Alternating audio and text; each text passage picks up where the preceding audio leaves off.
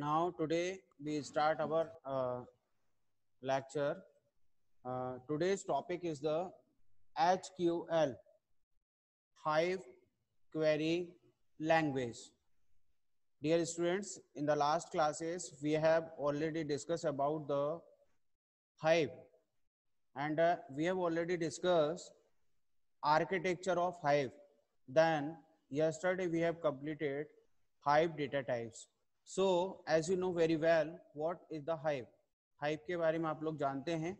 Hive is a data warehouse infrastructure. Again I repeat to you. Hive क्या है? Hive is a data warehouse infrastructure tool to process structured data in Hadoop. It resides on top of Hadoop to summarize big data and makes querying and analyzing easy. है ना? तो ecosystem में भी मैंने बताया था आपको. Then again I have repeated in the last classes in the third unit कि हाइव एक data warehousing infrastructure tool है जो कि स्ट्रक्चर्ड डेटा पर प्रोसेस होता है. और ये स्ट्रक्चर्ड डेटा कहाँ होता है? हडूप के अंदर, है ना. तो क्या होता है कि डेटाबेस की अगर अपन बात करें तो स्ट्रक्चर्ड, बिग डेटा में तो अनस्ट्रक्चर्ड डेटा होता है, सेमी स्ट्रक्चर्ड होता है, स्ट्रक्चर्ड होता है, डिफरेंट टाइप का डेटा होता है. But hive is perform their job only on the structured data, है ना. जैसे अपन लोग एसक्यूएल यूज करते थे, स्ट्रक्चर क्वेरी लैंग्वेज यूज करते थे आरडीबीएमएस के अंदर. तो आरडीबीएमएस में स्ट्रक्चर क्वेरी लैंग्वेज यूज होती थी ऑन द स्ट्रक्चर डेटा. जो टेबल के फॉर्म में डेटा होता है डीबीएम डेटाबेस में, टेबल में जो डेटा होता है वो एक स्ट्रक्चर्ड फॉर्म में होता है. तो वहां पर एसक्यूएल लगता था. वैसे ही यहाँ पर एचक्यूएल भी बिग डेटा में, बिग डेटा जो हडूप में स्टोर है उस डेटा को एनालाइज करना है, उस पर क्वेरी लगानी है, तब अपन लोग हाइव का यूज करते हैं, है ना. इन द हाइव हम लोग एचक्यूएल का यूज करते हैं. क्लियर. फिर इसके बाद हम लोगों ने वर्किंग वगैरह देखी, फिर उसका वर्किंग ऑफ पूरा कैसे काम करता है वो सारी चीजें अपन लोग लास्ट क्लासेस में देख चुके हैं. थोड़ा सा मैं आपको इंट्रोड्यूस करा दूं कि हाइव डेटा टाइप्स, क्योंकि अभी आप लोग जो एचक्यूएल के बारे में पढ़ेंगे, एचक्यूएल कैसे लिखते हैं, उसका सिंटैक्स क्या होता है, कैसे काम करती है वो, है ना. तो वो लिखने से पहले आपको एक डेटाबेस का थोड़ा सा आइडिया रहना चाहिए, जो कि हम लोग हालांकि पढ़ चुके हैं.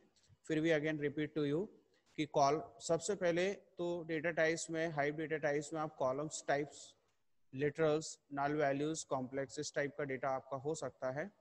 कॉलम टाइप में मैंने आपको बताया था कि इंटीग्रल टाइप होता है.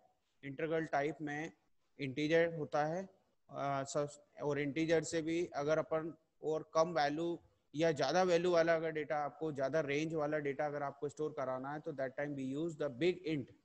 इंट से बड़ा बिग इंट, और इंट से छोटा स्मॉल इंट, और स्मॉल इंट से भी छोटा कम रेंज वाला जो डेटा है उसके लिए जो वेरिएबल डिक्लेरेशन होता है वो टिनी इंट के नाम से जानते हैं, है ना. और टिनी int is smaller than small int, मतलब ये आपका एक सीक्वेंस होता है. फिर इसके बाद ये तो इंटीजर डेटा के लिए होता है, इंटीजर टाइप के लिए होता है. इंटीजर टाइप मतलब न्यूमेरिक वैल्यूज. ये फर्स्ट डेटा टाइप हम लोग अभी एचक्यूएल के अंदर यूज करने वाले हैं. फिर इसके बाद सेकंड टाइप जो होता है स्ट्रिंग टाइप. स्ट्रिंग टाइप में सब लोग जानते हैं, किसी को भी ऐसा नहीं है कि कुछ नया है. स्ट्रिंग के अंदर हम लोग जो जैसे एसक्यूएल के अंदर यूज करते थे वर्कयर एंड कैरेक्टर. क्या यूज करते थे? वर्कयर एंड कैरेक्टर, ये हम यूज करते थे. वही आपको यहाँ पर एचक्यूएल के अंदर भी यूज करना है. वही अपन सिंगल कोड और डबल कोड के साथ यूज करते थे, वही चीज आपको यहाँ पे आएगी. क्लियर. इसके बाद मैंने टाइम स्टैम्प डेटा टाइप बताया था, जो कि डेट के साथ टाइम को शो करने के लिए टाइम स्टैम्प डेटाबेस होता है, डेटा टाइप होता है. फिर इसके बाद एक डेट डेटा टाइप मैंने आपको बताया था, जिसका फॉर्मेट आपको इस पे दिखाई दे रहा है ना. फिर इसके बाद हम लोगों ने डेसिमल टाइप्स देखा था. तो डेसिमल टाइप में आप डेसिमल वैल्यूज के साथ जैसे जावा में यूज करते थे वैसे आपको यूज करना है. फिर इसके बाद हम लोगों ने यूनियन टाइप के बारे में डिस्कस किया था. Union type is the heterogeneous data types. It is the collection of heterogeneous data types. Union and structure दो चीजें हम लोगों ने पढ़ी हुई हैं सी लैंग्वेज के अंदर. तो जैसे और जावा में भी हम लोग यूज करते हैं। तो ये जो चीजें हैं ना, अनस्ट्रक्चर्ड या सॉरी हेट्रोजीनियस डेटा टाइप्स के लिए अपन लोग यूज करते हैं, और यहाँ पर भी आप यूज करेंगे एसक्यूएल में। फिर फ्लोटिंग पॉइंट्स होते हैं, फ्लोटिंग पॉइंट्स में अपन डबल डेटा टाइप यूज करते हैं। फिर डेसिमल वैल्यूज, डेसिमल वैल्यूज के लिए अपन लोग डेसिमल डेटा टाइप यूज करते हैं, है ना। डबल डेटा टाइप अपन लोग यूज करते हैं।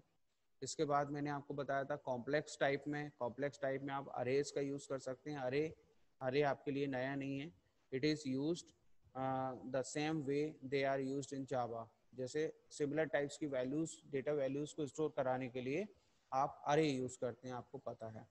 फिर एक नया डेटा टाइप इसके अंदर आया है, मैप्स।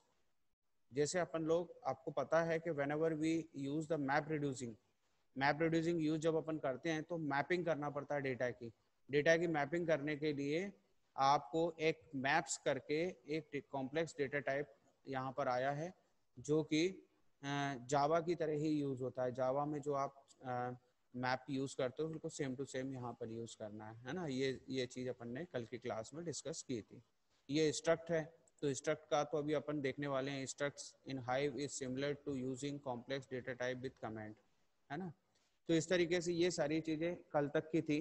अब आज जो हम लोग स्टार्ट करने वाले हैं वो है डेटा एचक्यूएल के लिए hive structured hive query language, है ना। एचक्यूएल जो अपन लोग पढ़ेंगे, तो एचक्यूएल को स्टार्ट करने से पहले हमें ये देखना है कि what is the hierarchy, data hierarchy क्या होती है। Data hierarchy in the HQL, in the Hive, है ना। तो हाइव में क्या होता है, सबसे पहले आप लोग पता है, जैसे आप एसक्यूएल में यूज करते हैं वैसे ही इसमें डेटाबेस आपको यूज करना है ना। इस डेटाबेस के अंदर मल्टीपल टेबल्स हो सकती हैं, और मल्टीपल टेबल्स जो काम करती हैं वो कैसे करती हैं, homogeneous units of data with the same schema. Same schema के लिए, सेम मॉडल के लिए, सेम स्ट्रक्चर के लिए, सेम स्ट्रक्चर के लिए एक कॉमन टेबल होती है ना, जिसमें होमोजीनियस यूनिट्स ऑफ डेटा होता है, ये आपको पता है। And this is also the analogous to tables in RDBMS. RDBMS की तरह, जैसे आरडीबीएमएस में टेबल होती है सेम टू सेम, इसके अंदर एचक्यूएल के अंदर टेबल होती है ना, हाइव के अंदर। फिर इसका पार्टीशंस, पार्टीशंस मतलब determines how the data is stored. मतलब आप लोगों को पता है कि मैप रिड्यूसिंग जब अपन लोग यूज करते हैं, मैपिंग करते हैं डेटा की, तो जो भी डेटा हमारे पास आता है उसकी पहले स्प्लिटिंग होती है, मैपर के पास जाती है, मैपर फिर उसको फिर बीच के मतलब एक सेक्शन में उसका पार्टीशनिंग होती है, पार्टीशनिंग होने के बाद रिड्यूसर के पास जाती है, रिड्यूसर उसके हिसाब से ऑपरेशन परफॉर्म करता है। ये सारी चीज़ें अपन लोग पुरानी क्लासेस में जो मैप रिड्यूस आर्किटेक्चर अपन ने जो पढ़ा था, जिसमें पूरा डायग्राम मैंने आपको बताया था, उसमें पार्टीशंस मैंने कैसे करते हैं, पार्टीशंस किस स्टेज पे पार्टीशंस होते हैं वो बताए थे। तो जब अपन प्रैक्टिकली उस चीज़ को परफॉर्म करेंगे तो उसके लिए एक पार्टीशंस करके एक ऑपरेशन होता है जो कि अपन एसक्यूएल में यूज करेंगे, ठीक है। इसके बाद एक और ऑपरेशन इसमें होता है बकेट्स या क्लस्टर्स फॉर सब sampling with in a partition. एक पार्टीशन के डेटा को अगर आपको और ज़्यादा सब सैम्पलिंग करनी है, और ज़्यादा उसमें कोई ऑपरेशन परफॉर्म करना है, तो उसकी सब सैम्पलिंग करके उस पर और ज़्यादा फोकस करके आप कोई क्वेरी अप्लाई करना चाह रहे हो, तो इसका अपन लोग यूज करते हैं, है ना, एचक्यूएल के अंदर। Clear.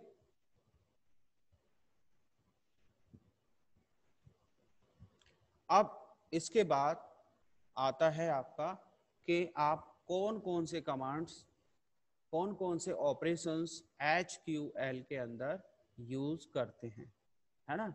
एचक्यूएल provides the basic SQL like operations. जैसे एसक्यूएल में यूज करते थे वही के वही मैक्सिमम कमांड्स आपके यहाँ पर रिपीट हो रहे हैं। देखिए आप फर्स्ट रो में देखिए कि सबसे पहला जो कमांड हम लोग एक सेलेक्ट कमांड यूज करते हैं।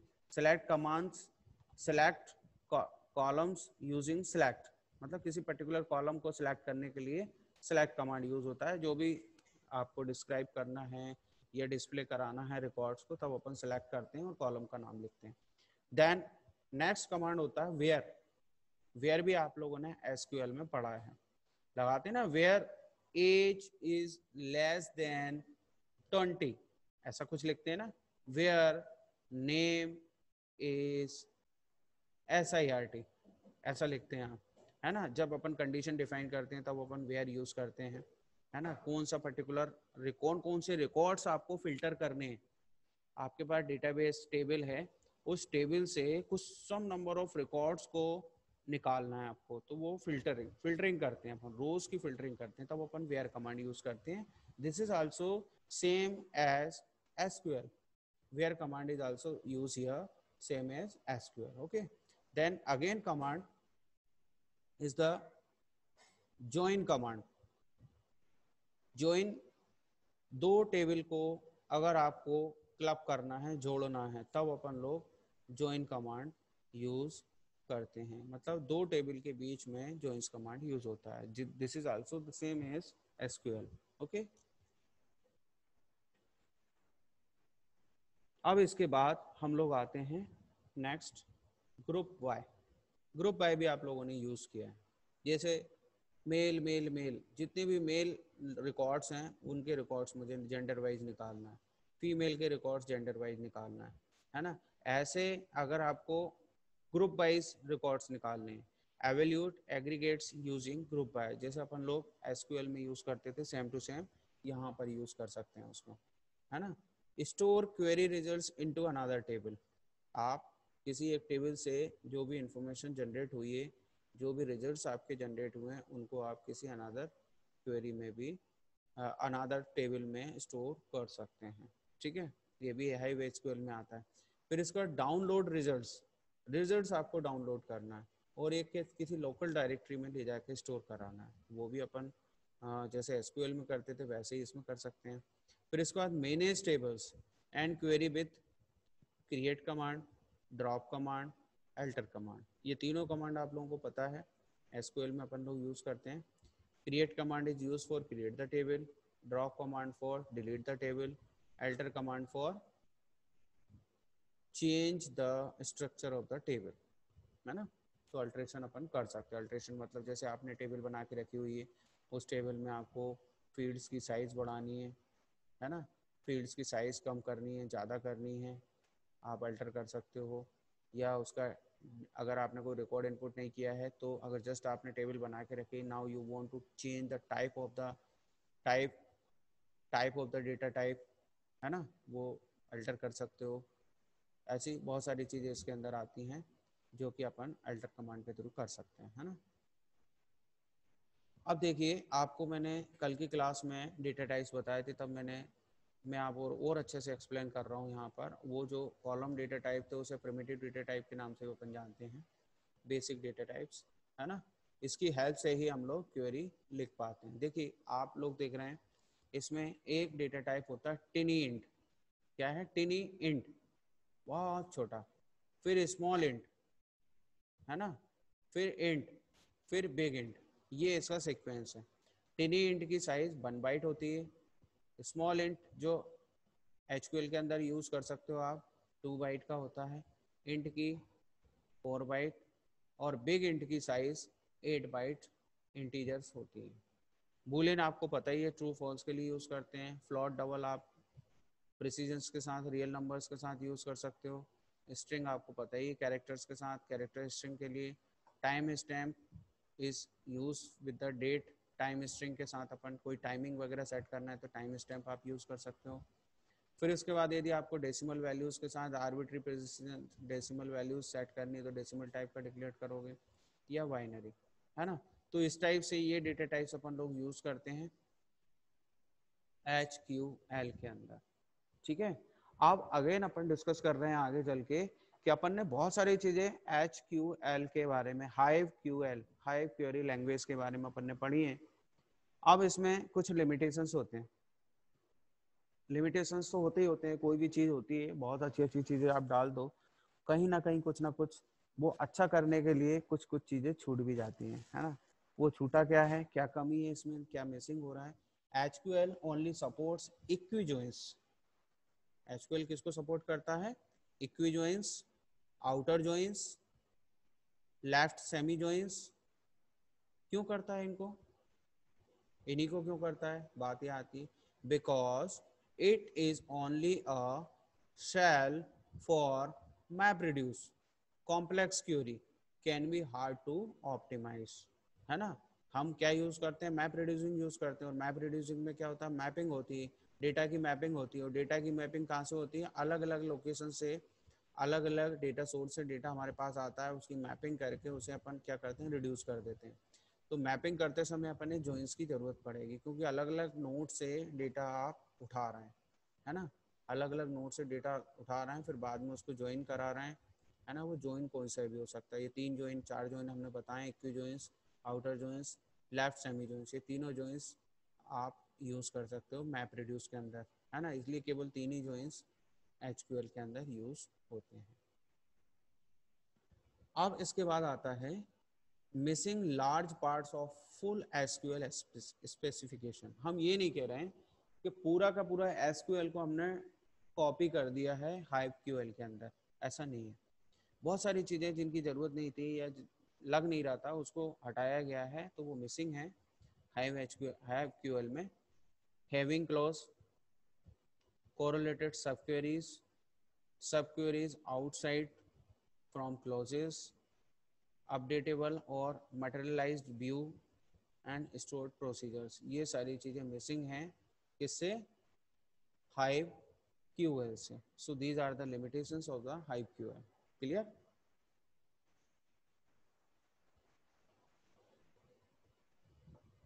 अब हम लोग बात करते हैं हाइव मेटा स्टोर।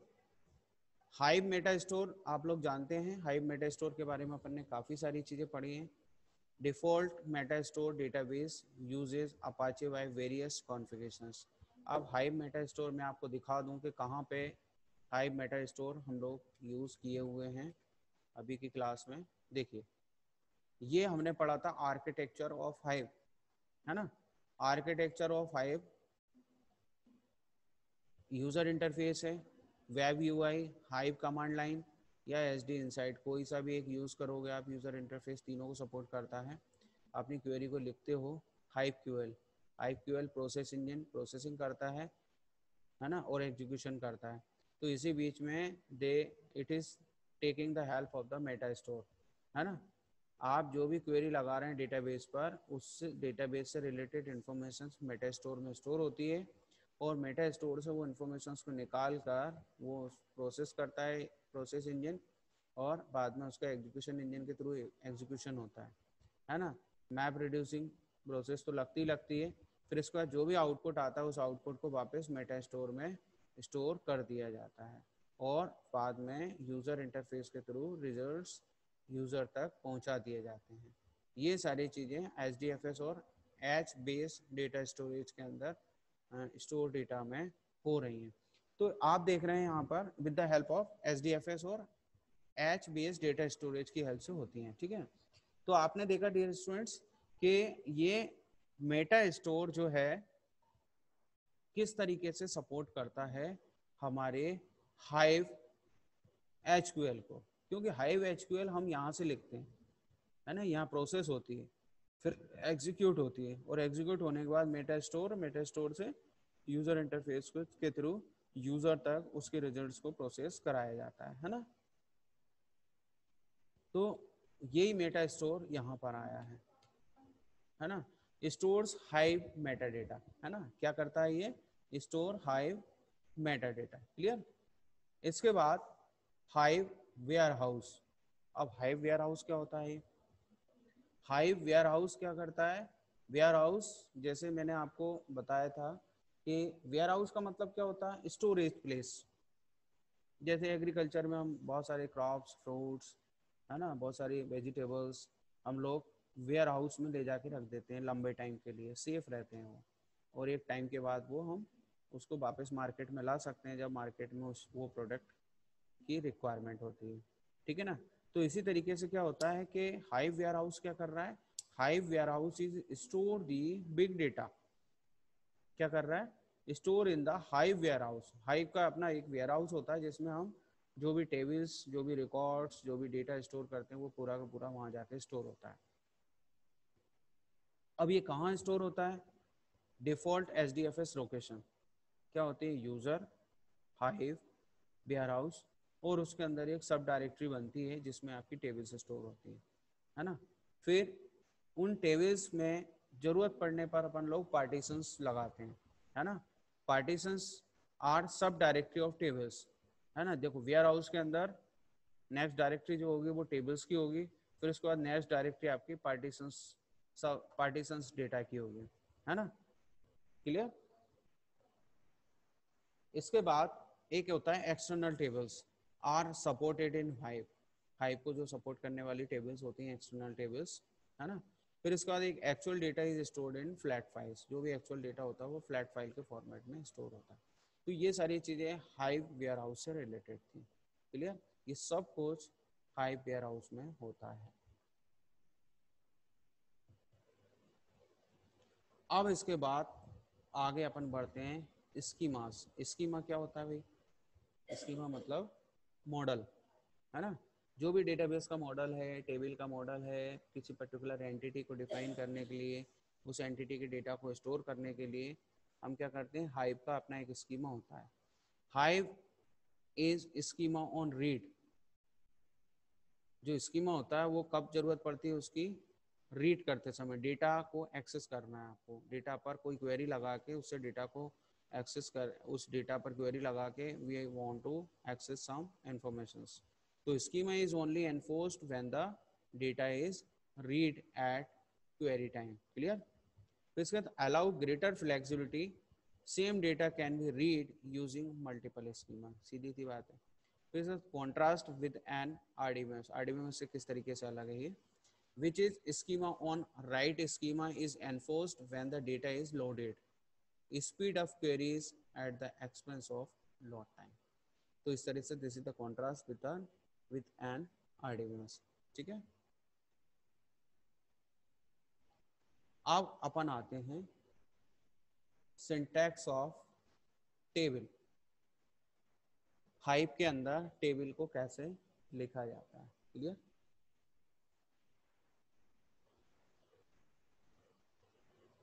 इसमें देखिए आप लोग कि create table, table name, create table, table name, column, data type, column to, data type. Data type कौन से होते हैं? जो अपन ने डेटा टाइप अभी डिक्लेयर किए हैं। वर्क ईयर हो सकता है, कैरेक्टर हो सकता है, इंट हो सकता है, बिग इंट हो सकता है, टिंट हो सकता है, स्मॉल इंट हो सकता है, कुछ भी हो सकता है, या बुलियन हो सकता है ना। बाइनरी फाइल हो सकती है, बाइनरी डेटा हो सकता है, डेटा टाइप का टाइप बाइनरी भी हो सकता है। तो ऐसे अपन लोग यहाँ पर क्या करते हैं, कॉलम 1 2 3 4 5 जितनी भी आपको जरूरत है वो डेटा टाइप्स अपन डिक्लेयर कर देते हैं। रो ये आपका पैरेंथेसिस को क्लोज कर देते हैं। देन रो फॉर्मेट डेलिमिटेटेड, ये आपको लिखना पड़ेगा। फील्ड्स टर्मिनेटेड बाय कॉमा से, स्लैश टी से, कैसे आपको फील्ड्स को टर्मिनेट करना है। फिर स्टोर्ड एज फॉर्मेट टाइप, किस टाइप में इसको स्टोर करना है ना। तो ये एक सिंटैक्स है क्रिएट टेबल का, है ना, HQL के अंदर। अब इसको अपन कैसे लिख सकते हैं वो मैंने बताया यहाँ पे। क्रिएट टेबल पेज व्यू, कोई एक वेबसाइट है, वेबसाइट के पेज व्यू का डेटा आपको स्टोर करना है ना। उसके लिए अपन एक टेबल बनाना चाह रहे हैं। तो टेबल बनाएंगे तो कैसे बनेगी? Create table page view, this is the name of the table. View time, view का टाइम क्या है? इंट। यूजर आईडी क्या है? बिग इंट, है ना। पेज यूआरएल स्ट्रिंग टाइप का डिक्लेयर कर दिया। रेफर यूआरएल आपने स्ट्रिंग डिक्लेयर कर दिया। IP string comment, string type का आपने डिफाइन कर दिया, इसका कमेंट आपने डाल के रखा है। IP address of the user, है ना, ये कमेंट अपन ने डाल दिया। नहीं भी डालोगे तो भी चलेगा, सिंपल इस तरीके से भी दे सकते थे आप, है ना। फिर इसके बाद row format delimited, fields terminated by slash T और स्टोर्ड एज टेक्स्ट फाइल, है ना। तो इस तरीके से ये आप एक क्वेरी लिख सकते हैं फॉर क्रिएट टेबल। इसी तरीके से आप एक टेबल और मैंने बताई आपको कि जिसका जो थोड़ी कॉम्प्लेक्स है, कॉम्प्लेक्स डेटा टाइप अपन ने इसके अंदर यूज किए हैं, है ना। कॉम्प्लेक्स डेटा टाइप में देखिए आप क्रिएट टेबल एम्प्लॉय, एम्प्लॉय की इंफॉर्मेशन आपको मेंटेन करनी है ना, कि write a query for employee, है ना। उसमें फील्ड क्या रहेंगे क्रिएट टेबल एम्प्लॉयज में? Name, string, salary, float, subordinates आपने अरे टाइप का डिक्लेयर कर दिया उसका, है ना। अरे में स्ट्रिंग वैल्यूज जाएंगी आपकी। फिर डिडक्शंस, मैप, मैप टाइप का डेटाबेस आपने डिक्लेयर किया। डिडक्शंस, डिडक्शंस कैसे होंगे, स्ट्रिंग कॉमा फ्लोट, दो की पेयर वैल्यू चलती है इसमें, आपको पता होगा, एक की वैल्यू होती है और एक डेटा वैल्यू होती है ना। तो ये आपने पेयर दे दिया उसका, अपन कई बार पढ़ चुके हैं इसके बारे में। फिर एड्रेस दिया, एड्रेस का अपना एक स्ट्रक्चर होता है, आप लोग जानते हैं, स्ट्रक्ट टाइप का डिक्लेयर किया है एड्रेस, स्ट्रक्ट टाइप का। तो स्ट्रीट है स्ट्रिंग टाइप की, किस स्ट्रीट में रहते हो आप, आपकी सिटी कौन सी है, आपका स्टेट कौन सा है, आपका जिप कोड क्या है। तो ये सारी चीज़ें अपन ने क्या करा, एड्रेस, स्ट्रक्ट, और स्ट्रक्ट के अंदर ये पूरी फील्ड अपन ने डिफाइन कर दी। और ये पैरेंथेसिस को आपने यहाँ से स्टार्ट किया और यहाँ पर क्लोज कर दिया, है ना। ठीक है, अब इसके बाद उसी को आगे बढ़ाते हैं, क्वेरी को। रो फॉर्मेट डेलिमिटेड आपको लिखना पड़ेगा। Fields terminated by slash T, tab के साथ फील्ड्स टर्मिनेट हो रही हैं। फिर इसका स्टोर्ड एज टेक्स्ट फाइल। ठीक है, तो इस तरीके से ये आपकी एक टेबल क्रिएट हुई है एम्प्लॉय नाम की, है ना। तो ये एक एग्जाम्पल हो गया इसका। अब वैसे ही अपन लोग एक एक्सटर्नल टेबल क्रिएट करनी है ना। एक्सटर्नल टेबल भी वैसे ही आपको बनाना है, उसकी लोकेशन अनदर लोकेशन हो सकती है, जैसे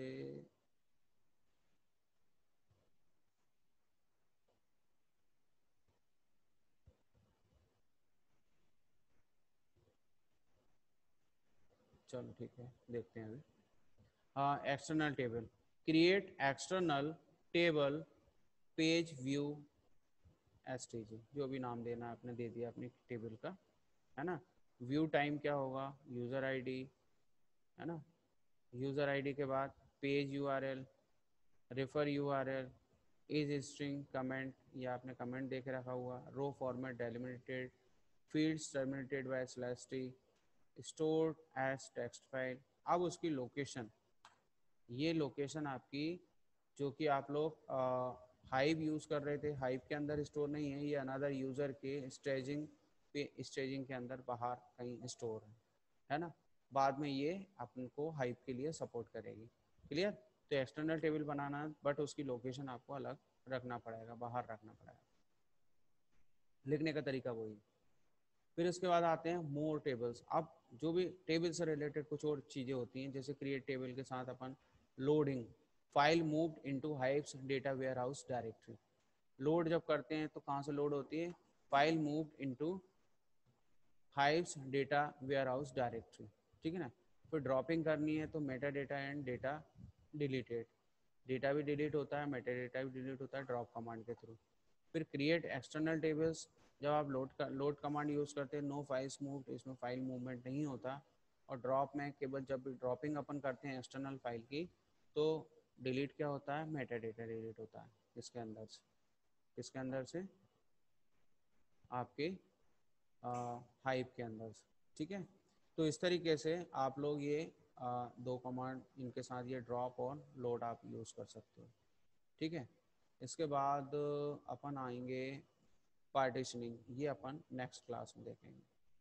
तो इस तरीके से डियर स्टूडेंट्स, आज की क्लास में हम लोगों ने डेटा टाइप्स को समझा। डेटा टाइप्स के बाद हम लोग हाइव एचक्यूएल, हाइव एचक्यूएल में कौन कौन से कमांड्स यूज़ होते हैं, उसके डेटा टाइप की रेंज क्या होती है, उसके बारे में अपन लोगों ने डिस्कस किया। फिर इसके बाद हाइव क्यूएल की लिमिटेशंस और missing large parts of SQL specification में क्या क्या मिसिंग है, उसके बारे में अपन ने डिस्कस किया। फिर हाइव मेटा स्टोर क्या होता है, उसके बारे में अपन लोगों ने डिस्कस किया। फिर इसके बाद हाइव वेयर हाउस क्या होता है, उसके बारे में डिस्कस किया, है ना। इसके बाद हम लोगों ने हाइव स्कीमा क्या होती है, उसके बारे में डिस्कस किया। फिर इसके बाद टेबल क्रिएट सिंटैक्स क्या होता है, उसकी सैम्पल टेबल कैसे क्रिएट कर सकते हैं, कॉम्प्लेक्स टेबल कैसे क्रिएट कर सकते हैं, ये सारी पीपीटीज मैं आपको सेंड करूँगा, है ना। देन एक्सटर्नल टेबल कैसे क्रिएट करते हैं, लोकेशन उसकी अनदर रहेगी, है ना। तो और इसके अलावा इसमें लोडिंग एंड ड्रॉपिंग कमांड्स भी हम लोग यूज़ कर सकते हैं। तो इस तरीके से आज की क्लास में ये सारी चीज़ें हम लोगों ने पढ़ी हैं। क्लियर। तो इस तरीके से